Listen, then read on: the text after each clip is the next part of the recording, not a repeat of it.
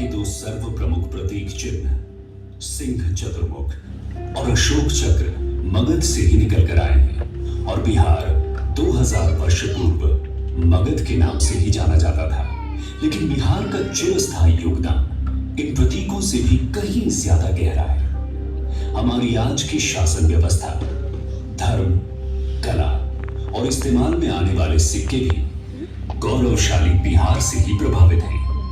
इस संग्रहालय की इतिहास दीर्घा में हमारे पूर्वजों की कहानी है, जिन्होंने लगभग 4 लाख वर्ष पहले गंगा के उपजाऊ तटों पर अपने जीवन की शुरुआत शिकारी एवं संग्राहक के रूप में की थी।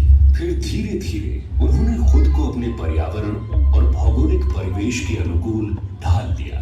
उन्होंने चित्रकारी के जरिए अपने दैनिक जीवन को अभिव्यक्त भी किया, जिसे हम आज भी कैमूर की पहाड़ियों में देख सकते हैं। रोजमर्रा की जिंदगी में खुद को बचाए रखने की कोशिशों ने बेहतर सोच की परंपरा को जन्म दिया। इसी क्रम में बिहार में कई दार्शनिक आंदोलनों और विचारकों का आगमन हुआ। लगभग 2500 वर्ष पहले महान आध्यात्मिक गुरु के रूप में गौतम बुद्ध आए, जिन्होंने बौद्ध धर्म की नींव रखी। इनके समकालीन महावीर को जैन धर्म का 24वां और आखिरी तीर्थंकर माना जाता है। भगवान महावीर ने यही जैन धर्म के सिद्धांतों के उपदेश दिए। गौतम बुद्ध और महावीर के उपदेशों ने आगे चलकर भारत और विश्व की सामाजिक एवं धार्मिक व्यवस्था पर एक गहरी छाप छोड़ी। इसी दौरान प्रभावशाली राजनीतिक क्षेत्र के रूप में उभर कर आए तथा चंद्रगुप्त मौर्य द्वारा स्थापित शक्तिशाली मौर्य साम्राज्य का केंद्र बना। चंद्रगुप्त मौर्य के प्रमुख सलाहकार चाणक्य ने साम्राज्य के सुचारू एवं सफल संचालन हेतु एक शास्त्र की रचना की, जिसे अर्थशास्त्र के नाम से जाना गया। ये आज भी उतना ही प्रासंगिक है। सुव्यवस्थित मौर्य शासन तथा संरक्षण में विविध कलाओं का विकास हुआ, जिसमें टेराकोटा शिल्प भी एक है। इस कला का उल्लेख संस्कृत नाटक मृच्छकटिकम यानी मिट्टी की छोटी गाड़ी में मिलता है। कलाकार पत्थरों के काम में भी माहिर थे, जिसका प्रमाण दीदारगंज की सुप्रसिद्ध यक्षी प्रतिमा है।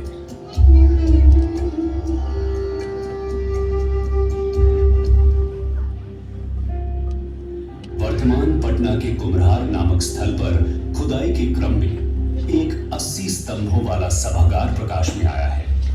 ये मौर्यकालीन वास्तुकला के लकड़ी से पत्थर की ओर विकास को दर्शाता है। आगे जाकर सम्राट चंद्रगुप्त के पौत्र सम्राट अशोक के कारण बिहार के इतिहास में एक उल्लेखनीय परिवर्तन हुआ। सम्राट अशोक कलिंग युद्ध में विजयी होकर भी निराशा और ग्लानि में डूब गए। युद्ध में हुए रक्तपात के कारण उन्हें एहसास हुआ कि हिंसा निरर्थक है। इस कारण उन्होंने बौद्ध धर्म अपनाया और उसके सिद्धांतों का प्रचार प्रसार अपने साम्राज्य के अतिरिक्त बाहरी प्रदेशों में भी किया। अशोक ने अपने पूरे साम्राज्य में शिलालेखों पर समाज कल्याण के आदर्शों को अंकित करवाया। बराबर पहाड़ियों की गुफाओं में पाए गए शिलालेख अशोक द्वारा जैन धर्म तथा अन्य छोटे समुदायों जैसे आजीविक को दिए गए संरक्षण को प्रदर्शित करते हैं। इतिहास दीर्घा हमें गुप्त शासन के 300 वर्षों की यात्रा की ओर ले जाती है, जिसे भारतीय इतिहास के स्वर्णिम युग के नाम से भी जाना जाता है। इस काल में बिहार में कला, साहित्य और विज्ञान के क्षेत्र में काफी विकास हुआ। गणितज्ञ और खगोल शास्त्री आर्यभट्ट ने आर्यभट्टीय की रचना की। इस रचना ने अब तक कई पीढ़ियों के खगोलविदों और गणितज्ञों पर गहरा प्रभाव डाला। गुप्त काल में ही बिहार के प्राचीनतम एवं अब तक जीवंत मुंडेश्वरी मंदिर का भी निर्माण हुआ। गुप्त वंश के शासकों ने बिहार को एक शैक्षणिक केंद्र बनाया। उन्होंने ही नालंदा, विक्रमशिला, उदंतपुरी व तेलहारा जैसे प्रतिष्ठित विश्वविद्यालयों को विकसित किया। इन विश्वविद्यालयों ने आगे चलकर पाल वंश के समय में और भी अधिक ऊंचाइयों को प्राप्त किया।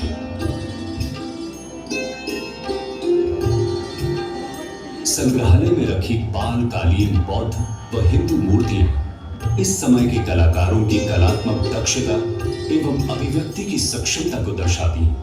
इनका विकास पाल वंश के 400 वर्षों की शासनावधि व संरक्षण के दौरान हुआ। पूर्व मध्यकाल एक तरह से सत्ता परिवर्तन का काल रहा। इतिहास दीर्घा सी ये दर्शाती है कि किस तरह बिहार ने इस अशांत समय में भी अपनी सामरिक नीति की महत्ता को बनाए रखा। 16वीं शताब्दी में शेर शाह सूरी ने अपने अधीनस्थ क्षेत्रों पर सुव्यवस्थित प्रशासन चलाया। अपने 5 वर्ष के संक्षिप्त शासनकाल के दौरान विभिन्न व्यापार मार्गों को जोड़कर शेर शाह सूरी ने सड़क-ए-आज़म बनाई, जिसे आज ग्रैंड ट्रंक रोड कहा जाता है। शेर शाह सूरी ने ही उस समय रुपया नामक मुद्रा का प्रचलन शुरू किया, जो वर्तमान मुद्रा रुपया का पूर्व रूप था। शेर शाह सूरी द्वारा सासाराम में बनवाया शानदार मकबरा उनकी चिरस्थायी विरासत की गवाही देता है। सूरी वंश के पतन के बाद भारत के उत्तरी भाग में मुगलों का वर्चस्व कायम हुआ।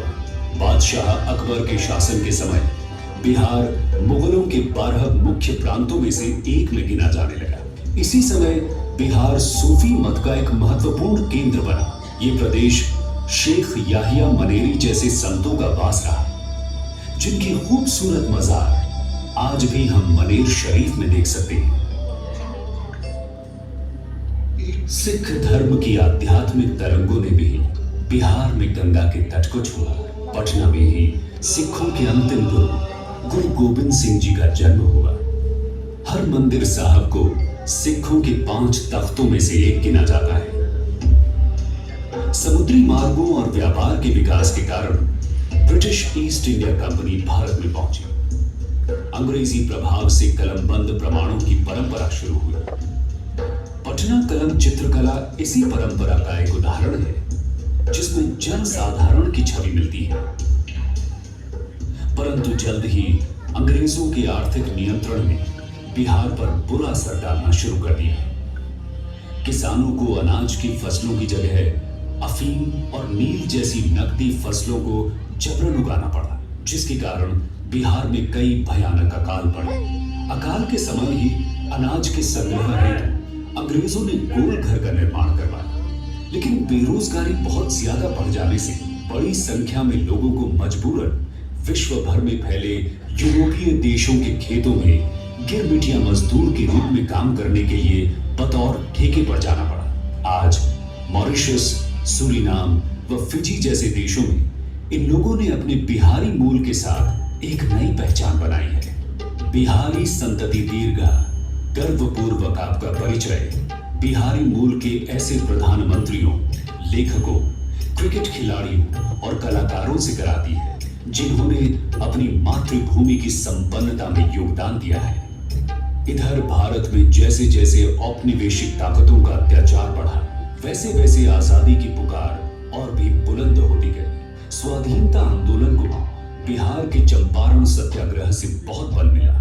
इसकी शुरुआत किसी और ने नहीं, स्वयं मोहनदास करमचंद गांधी ने की थी। भारत का सबसे पहला सविनय अवज्ञा आंदोलन गांधी जी ने ही शुरू किया, जिसने भारतीयों की एक संपूर्ण पीढ़ी को स्वाधीनता की लड़ाई के लिए प्रेरित किया और अंततः 15 अगस्त 1947 को भारत को स्वतंत्रता प्राप्त हुई।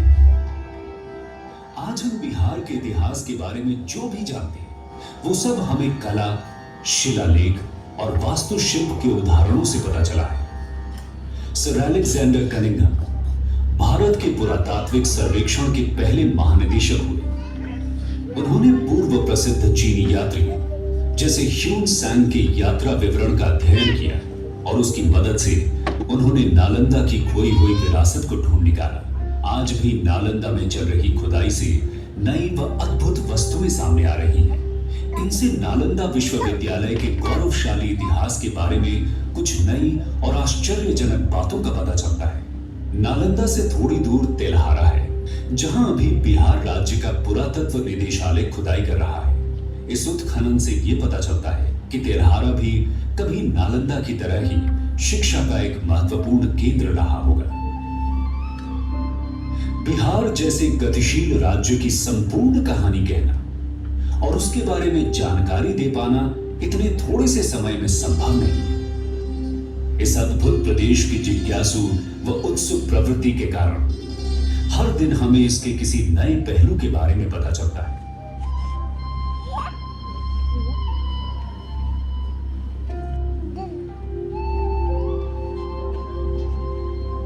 बिहार संग्रहालय इस प्रदेश की समृद्ध विरासत और यहाँ के स्वाभिमान और अनुकरणीय स्वभाव की मानसिकता को सलाम करता है। आइए बिहार संग्रहालय में आकर बिहार की महानतम ऐतिहासिक